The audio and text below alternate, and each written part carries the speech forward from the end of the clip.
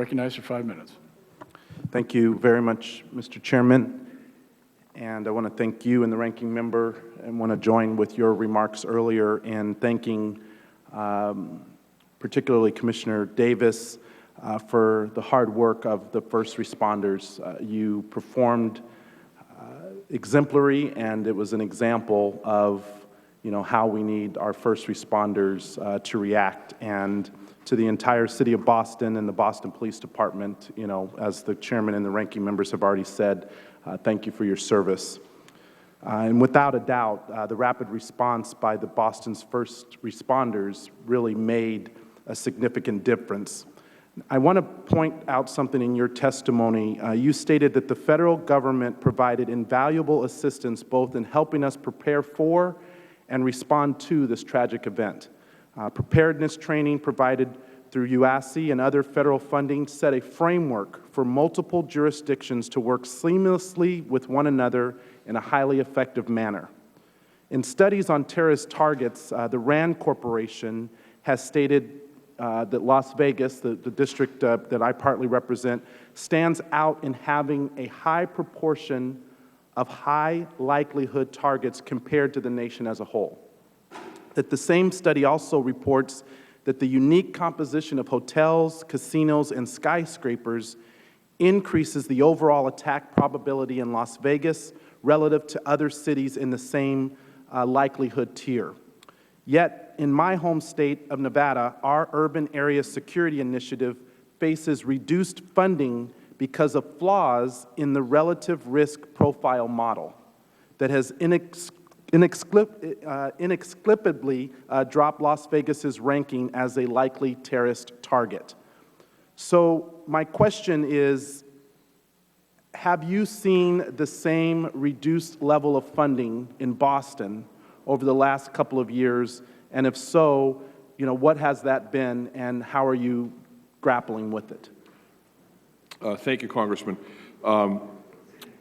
Sheriff Gillespie and I have met frequently on this challenge, and we traveled to the Middle East this past July and visited police officials in Jordan, in Israel, and in the Palestinian Authority. And we had direct conversations about the threats that they are dealing with and how they respond to them.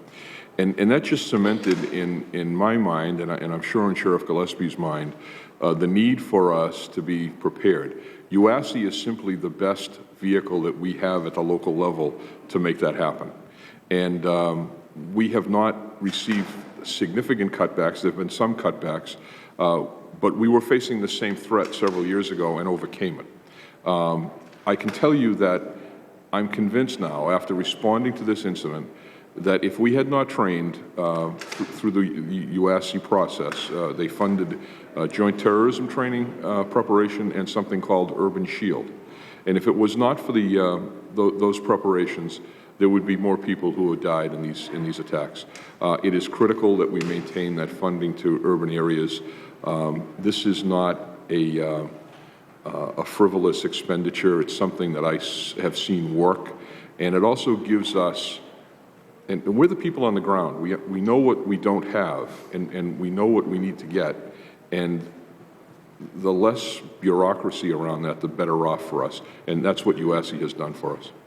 Thank you, and thank you for recognizing Sharon Gillespie. And I was meeting with him and our assistant sheriff at our counterterrorism center just last week, where they, shared with me the fact that in our case, we went from a peak of $9 million of UEC funding to under $2 million recently. And so, that's a 70% reduction in 5 years. It's a huge impact at a time when the threat appears to be increasing. And so what are your recommendations to us as, policymakers at the federal level, any of the witnesses, on how we need to prioritize, these funds in order to support your work as first responders or other leaders in this regard? Just briefly, I'll just add to my comments by saying that the priorities that you've funded work very well for us, and we should continue that. But that added component of giving us the ability to meet with foreign police and military leaders who are dealing with this threat and understand what they're going through in their countries. As I said, we're an international city. That knowledge, I traveled with PERF, Police Executive Research Forum, who funded that trip and the conversation I had with the people in London about the way they responded to the two bombings drove this investigation. I can't tell you how invaluable it is. Thank you. Thank you. Thank you, Mr. Chairman. The chair now recognizes the gentleman from North Carolina, Mr. Hudson. Thank you, Mr. Chairman, and thank you to our witnesses. I know it's a long day for you, but